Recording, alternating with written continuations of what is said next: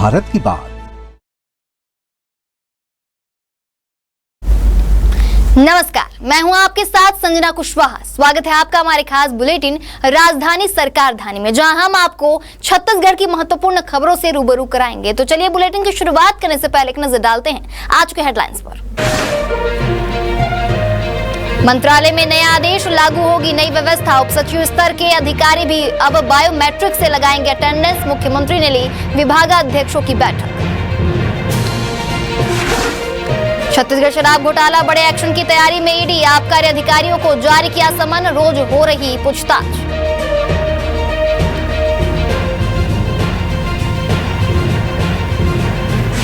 स्वास्थ्य मंत्री के जन्मदिन पर हलचल, विज्ञापन से पीएम मोदी की तस्वीर गायब, कांग्रेस ने ली चुटकी।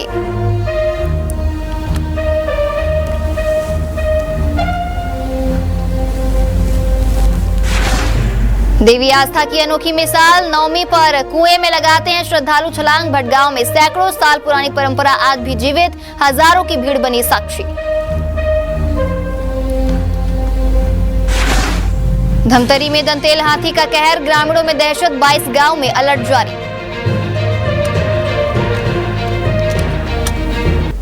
चलिए बढ़ते हैं खबरों की ओर। मुख्यमंत्री विष्णुदेव साय ने मंत्रालय महानदी भवन में विभागीय सचिवों और विभागाध्यक्षों की मैराथन बैठक ली, जहां उन्होंने विकसित छत्तीसगढ़ की दिशा में आगे बढ़ने के लिए अधिकारियों को विभागीय समन्वय और टीम भावना के साथ कार्य करने के लिए प्रेरित किया। वहीं मुख्यमंत्री साय ने उच्च स्तरीय बैठक में पूंजीगत व्यय में तेजी और शासकीय कामकाज में पारदर्शिता, आमजनों की समस्याओं का त्वरित निराकरण तथा गुणवत्ता के साथ निर्माण कार्यों को समय पर पूर्ण करने के निर्देश दिए। उन्होंने बेहतर प्रदर्शन करने वाले अधिकारियों की सराहना की और अधिकारियों को स्व मूल्यांकन कर सुधार लाने के लिए कहा है।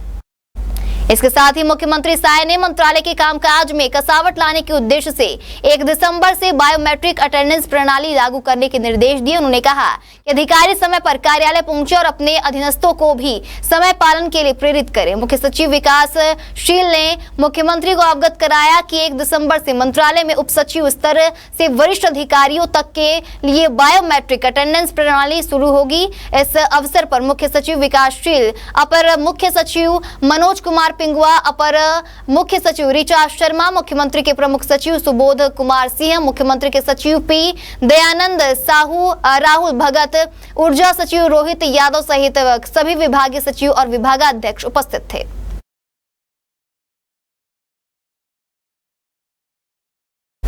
बड़ी खबर है, जहां छत्तीसगढ़ के चर्चित 3200 करोड़ रुपए के शराब घोटाले में अब ईडी ने घोटाले में संलिप्त आबकारी अधिकारियों को समन भेजकर तलब किया है। ईडी के इस समन के बाद एक बार फिर किसी बड़े एक्शन की तैयारी को लेकर चर्चाएं शुरू हो गई हैं। पिछले 3 दिनों से आबकारी अधिकारी ईडी दफ्तर जाकर बयान दर्ज करा रहे हैं। इसमें वे सभी अधिकारी शामिल हैं जिन्हें पिछले दिनों सुप्रीम कोर्ट से जमानत मिल चुकी है। दरअसल सुप्रीम कोर्ट ने शराब घोटाले का मुख्य चालान पेश करने के लिए ईडी और ईओडब्ल्यू एसीबी को 3 महीने और 2 महीने का समय दिया है। ईडी जिन आबकारी अधिकारियों को समन भेजकर पूछताछ कर रही है, उसमें करीब 30 अधिकारी शामिल है। एक अधिकारी आशीष श्रीवास्तव का नाम बाद में शामिल किए जाने की सूचना भी मिल रही है।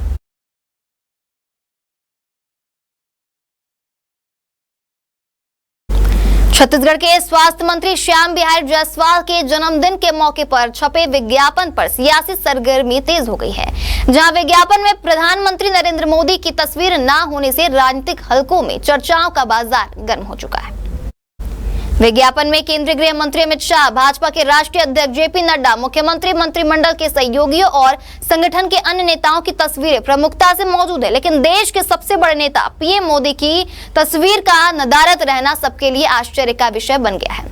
इस मुद्दे पर कांग्रेस के प्रवक्ता आरपी सिंह ने तंज कसते हुए सोशल मीडिया पर लिखा, जायसवाल जी के जन्मदिन के विज्ञापन से मोदी जी की तस्वीर गायब। लगता है छत्तीसगढ़ भाजपा में कोई ऐसा है जो पीएम की परवाह नहीं करता। इधर स्वास्थ्य मंत्री श्याम बिहारी जायसवाल ने इस विवाद पर अपनी कोई आधिकारिक बयान नहीं दिया है।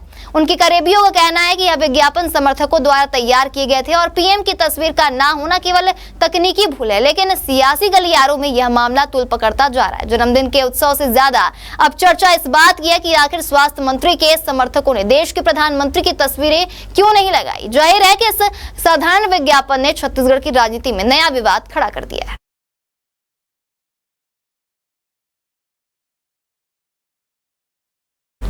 भारत में आस्था और परंपराओं का अनोखा संगम अक्सर चौंकाता है। धमतरी जिले के भटगांव में शारदीय नवरात्र की नवमी को निभाई जाने वाली एक अनोखी परंपरा ने एक बार फिर सभी को हैरान कर दिया है। यहाँ हर साल जोत ज्वारा विसर्जन के बाद मड़ई का आयोजन होता है, जिसमें श्रद्धालु प्राचीन बावली कुएं में छलांग लगाकर अपनी आस्था प्रकट करते हैं। आपको बता दें, यह आयोजन केवल एक धार्मिक प्रक्रिया नहीं बल्कि ग्रामीणों की गहरी आस्था और पुरानी मान्यता का प्रतीक है। गांव के बुजुर्गों के अनुसार वर्षों पहले गांव में एक बैगा हुआ करता था जो देवी का अनन्य भक्त था। एक दिन उसकी बेटी उसी बावली कुएं में गिर गई और उसकी मृत्यु हो गई। तब से गांव वालों ने उसे देवी स्वरूप मान लिया और तभी से कुएं में छलांग लगाकर श्रद्धालु अपनी आस्था प्रकट करते हैं। नवरात्र की नवमी को जब देवी की जोत ज्वारा का विसर्जन होता है, उसके बाद बैगा समाज के लोग ध्वज लगे बांसों को लेकर बावली कुएं के चारों ओर परिक्रमा करते हैं। इन्हीं बांसों को डांग डोली कहा जाता है। इसके बाद एक एक कर श्रद्धालु डांग के साथ कुएं में छलांग लगाते हैं। खास बात यहाँ पर यह कि सभी को सुरक्षित रूप से बाहर भी निकाल लिया जाता है। में जवारा बोने का प्रथा ये बहुत दिनों से है और हमारे गांव का नियम यह है कि शीतला माता मंदिर में हर एक साल के आड़ में जवारा बोया जाता है। ये गांव का एक पुराना नियम परंपरा चला आ रहा है और 9 दिन नवरात्र के बाद जवारा विसर्जन करने के पश्चात वहाँ का जो डंगनी है वो इधर बजरंग चौक भटगांव में आता है और वहीं पे एक कुआं है जो आदिकाल से है, जिसे हम लोग नहीं जानते। बुजुर्गों से हमने सुना है कि वहाँ कोई देवी का निवास है और इसी तारतम्य में वहाँ हमारे गांव का आराध्य भगवान गंगाधर, उनका एक काला कलर का डंगनी है, वो वहाँ अपना छलांग लगाते हैं और पुनः वापस निकलते हैं। यही यहाँ का एक परंपरा है, मान्यता है, जिसे देखने के लिए बाहर से अनेक लोग आते जाते रहते हैं। ये हमारे गांव के मान्यता जो है पुराना तत्व से चले आते पहली से हमारे सियान मन जो करा थे बोला आज तक हमन निभावत हम और ये कम से कम हमारे जानती में तो हम तो 40-50 साल के हो गए हैं, तो हमारे जानती में अभी तक हमन निपटाते छने कामला 100 साल से पहले से चलत हो ही हो। ये हमारे मन के पड़ते है कि डंगनी हमन कुदवाथन हर 3 साल में हमारे गांव में जवारा बैठते शीतला माता में। हर 3 साल में जब जवारा बैठते शीतला माता में तो वही दिन इतना ठंडा में जवारा ठंडा होते ओकर बाद हमन डंगली लान के हर साल कुदवाथन कुआं में। ये हमारी परंपरा बहुत पहले से चलत आते है। बहुत सारे डंगरी तो कौन बहुत सारे डंगनी जो होते सब गाँव वाला मन के घलो होते, घर घर से डंगनी आते। इनमें मेन डंगनी हमारे गांव के जो रथे गंगाधर माता और गांव के शीतला माता के जो डंगनी है मेन डंगनी, वो डंगनी ही यहाँ कूदे जाते हैं। धमतरी में एक दंतेल हाथी का आतंक लगातार बढ़ता ही जा रहा है। देर रात रुद्री क्षेत्र में हाथी ने एक ग्रामीण के मकान पर हमला कर दिया और उसकी दीवार तोड़ दी। इससे पहले भी यही हाथी एक अन्य मकान की दीवार को नुकसान पहुंचा चुका है। हाथी की लगातार गतिविधियों और हमलों को देखते हुए वन विभाग ने स्थिति को गंभीर मानते हुए कार्रवाई तेज कर दी और अब तक आसपास के 22 गाँव में अलर्ट जारी किया गया, जबकि 7 गाँव को हाई अलर्ट पर रखा गया है।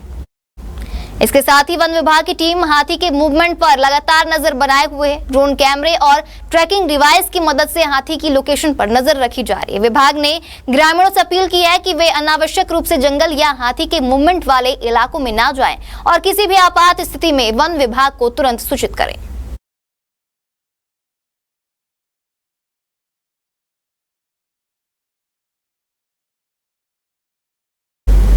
वक्त हो चुका है एक छोटे से ब्रेक का। जुड़े रहिए इंडिया टाउन न्यूज के साथ। अगर आपके बालों में दम हो तो ना बदलता मौसम, ना मोबाइल रेडिएशन और प्रदूषण कुछ भी उन्हें नुकसान नहीं पहुंचा सकता है। Rukhsana Shine herbal hair oil दे आपके स्कैल्प को वो गहराई वाला पोषण जो केमिकल शैम्पू और कंडीशनर कभी नहीं दे सकते। 100% शुद्ध जड़ी बूटियां हर स्ट्रेंथ को दे ताकत, शाइन और नई life.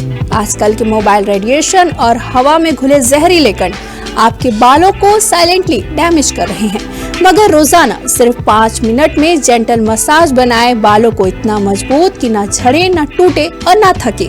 Because your hair deserve true healing. Rukhsana herbal beauty product Amazon, Meesho और फ्लिपकार्ट में भी उपलब्ध। ब्रेक के बाद स्वागत है आपका इंडिया टाउन न्यूज में। चले बढ़ते हैं खबरों की ओर।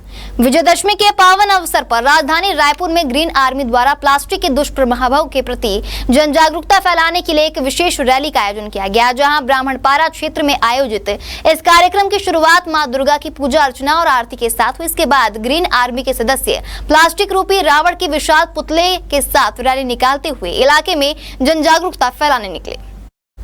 कार्यक्रम का नेतृत्व ग्रीन आर्मी के प्रदेश अध्यक्ष एवं संस्थापक सदस्य अमिताभ दुबे ने किया। उन्होंने नागरिकों से प्लास्टिक का उपयोग न करने की अपील की और लोगों को इसके खतरों के प्रति जागरूक रहने और दूसरों को भी प्रेरित करने का आग्रह किया। टीम के द्वारा पॉलीथीन के विरोध स्वरूप में प्रतिवर्ष यह रैली निकाली जाती है। एक जन जागरण रैली है और इस रैली के माध्यम से हम जो पॉलीथीन रूपी राक्षस है उसका ध्यान हम करते हैं। यहाँ से माँ दुर्गा भवानी की भगवती माता की पूजा करके हम लोग जन जागरण रैली के तौर पे पूरे ब्राह्मणपारा और आसपास के क्षेत्र में घूमते हैं और एक संदेश देते हैं कि ये जो पॉलीथीन है ये कलयुग का एक राक्षस है। इससे केवल मनुष्य को नुकसान नहीं है वरन हमारी गौ माता, इसको भी हमारे नंदी बैला, ये भी इसको खा के अपनी जान गंवाते हैं और ये एक जहर के रूप में है। तो ये कलयुग का एक राक्षस है। तो जैसे हम सांकेतिक तौर पे आज रावण को दहन करते हैं, उसी तरीके से आप देखिए हमने रावण का पुतला और इस पुतले को लेकर हम चल रहे हैं और इस पुतले का हम दहन करेंगे। इसमें जो झिल्ली और पॉलीथीन हमने इसमें लगाया है ये केवल एक सांकेतिक तौर पे है। झिल्ली को जलाना नहीं है, क्योंकि ये झिल्ली पॉलीथीन न जमीन में गाड़ने से दबाने से खत्म होता है, न पानी में डालने से ये डूब के इसकी मृत्यु होती है और न ही इसको जलाने से समाप्त होता है। ये पर्यावरण के लिए, प्रकृति के लिए, धरती माता के लिए बहुत ही खतरनाक है। तो इसका उपयोग हमको नहीं करना चाहिए, ये संदेश हम देते हैं। सांकेतिक तौर पे हमने जरूर इसको भी रखा है।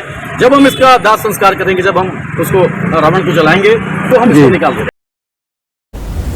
मुख्यमंत्री विष्णुदेव साय ने राजधानी रायपुर स्थित मुख्यमंत्री निवास कार्यालय में राष्ट्रपिता महात्मा गांधी और पूर्व प्रधानमंत्री स्वर्गीय लाल बहादुर शास्त्री की जयंती पर उनके छायाचित्र पर पुष्प अर्पित कर नमन किया। मुख्यमंत्री साय ने कहा कि महात्मा गांधी ने सत्य और अहिंसा के मार्ग से देश की आजादी के आंदोलन को एक नई दिशा दी है। मुख्यमंत्री साय ने कहा कि गांधी जी का जीवन हमें यह संदेश देता है कि दृढ़ निष्ठा और सत्याग्रह के मार्ग से कठिन परिस्थितियों का सामना किया जा सकता है। उन्होंने कहा कि आज भी गांधी जी के विचार समाज को एक बेहतर दिशा देने में उपयोगी और हम अब सबको उनसे प्रेरणा मिलती है।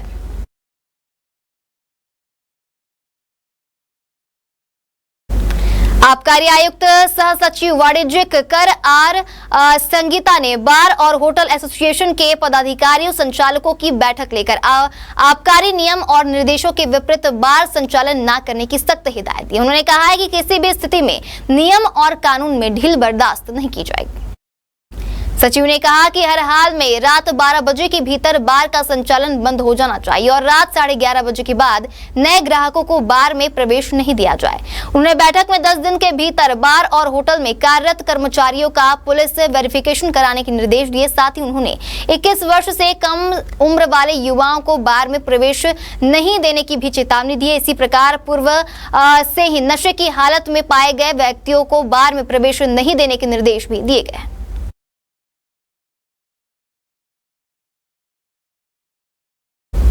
सेवा पखवाड़ा 2025 के तहत अंतर्राष्ट्रीय वृद्धजन दिवस का राज्य स्तरीय आयोजन रायपुर के जोरा स्थित कृषि महाविद्यालय परिसर के कृषि मंडपम में किया गया, जहां इस कार्यालय में मुख्यमंत्री विष्णुदेव साय मुख्य अतिथि के रूप में शामिल हुए, जबकि अध्यक्षता समाज कल्याण एवं महिला एवं बाल विकास मंत्री लक्ष्मी राजवाड़े ने की।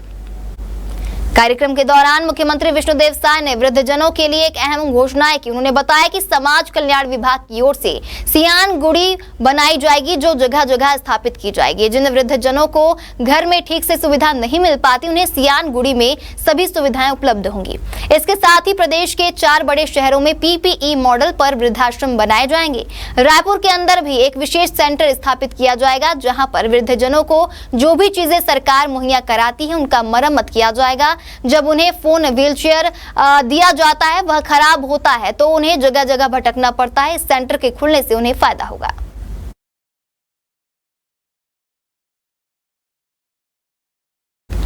रायपुर में शराब के नशे में धुत एक पुलिस कांस्टेबल का वीडियो सामने आया, जहां पुलिसकर्मी पर आरोप है कि उसने युवक को जांच के बहाने रुकवाया, फिर उसके जेब में रखे 2000 रुपए छीन लिए। युवक ने जब पैसे वापस मांगे तो पुलिसकर्मी ने देने से मना कर दिया। सूत्रों से मिली जानकारी के अनुसार राजधानी रायपुर के फाफाडीह शराब दुकान के पास एक पुलिस कांस्टेबल पर गंभीर आरोप लगे हैं। दरअसल शराब के नशे में धुत कांस्टेबल के ऊपर एक गरीब से 2000 रुपए छीनने का आरोप लगा है। पूरा मामला फाफाडीह के इंडियन पेट्रोल पंप का बताया जा रहा है।